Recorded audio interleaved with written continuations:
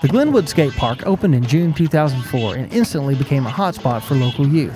Drive by the skate park and you'll see kids having a good time on their skateboards and bicycles. But just less than 2 years ago, there was little talk of a skate park. Kids skated on Ada's streets, primarily in the downtown area. In an effort to protect those youngsters, as well as the local business properties serving as makeshift skateboard arenas, the idea was put forth to create a skate park in Ada. Well, really, there's just so many communities in the state that are building skateboard parks, and I went to a class that was presented by OML in Oklahoma City, and what was impressive to me was the fact that it added so much to the community, and yet the injuries and the people being hurt were just held at a minimum, and the skaters took responsibility for the fun that they're having. Former City Councilman Sid Bearden and City of Ada Parks and Public Facilities Director Randy McFarland traveled around the state to inspect other skate parks. Many Oklahoma communities, including Norman, Edmond, and Stillwater, to name a few, have built skate parks for their youth. In each case, the skate park has proved a success. Contrary to popular belief, injuries have not been an issue.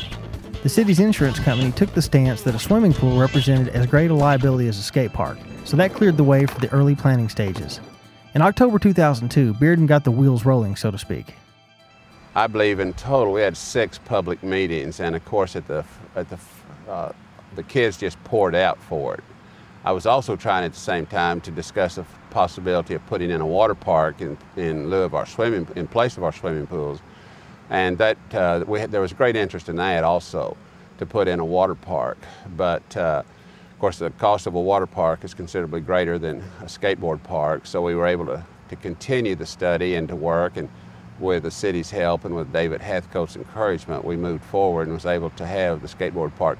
With the input, I think that at one point we had 6 young people, as it were, being the architects for setting up and planning this, and of course they also were aware of the cost could not skyrocket, and the kids had a big part in it also. As with any large-scale project, cost is an issue. The City of Ada did not have any money budgeted for a skate park. Some early estimates put the cost of a skate park between $250,000 and $400,000. At this price tag, it would be difficult to build. During the public meeting, several ideas and cost-saving alternatives emerged. The old, rarely used tennis courts at Glenwood Park were selected as a possible location for the skate park. That cut the cost of pouring a new cement foundation. It was also discovered that the skate park components the kids most desired were not as expensive as previously thought. Once the details were ironed out, the skate park's price had been slashed to less than $100,000. But with no city funds available, the skate park would have to be paid for with private donations.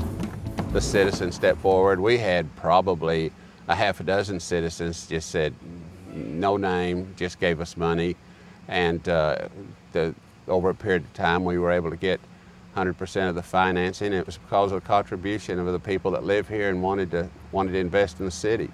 In April 2004, the Ada City Council approved a bid of almost $95,000 to build the park.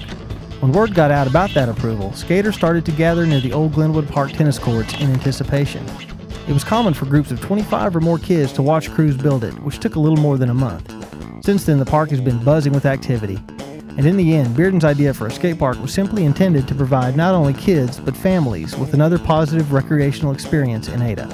I did initiate it, but the point is it was carried on by so many different people. I mean, you have to acknowledge that 100 kids that were squeezed into the city council room. You have to acknowledge Randy McFarland. You have to, it's a community that did it. And in fact, although I scheduled the first meeting, the rest of the meetings were scheduled by other people, and it just took off on its own because the people wanted to see this improvement in Ada. And believe me, this is an improvement in Ada because this gives the kids something to come and do and gives them some memories of growing up.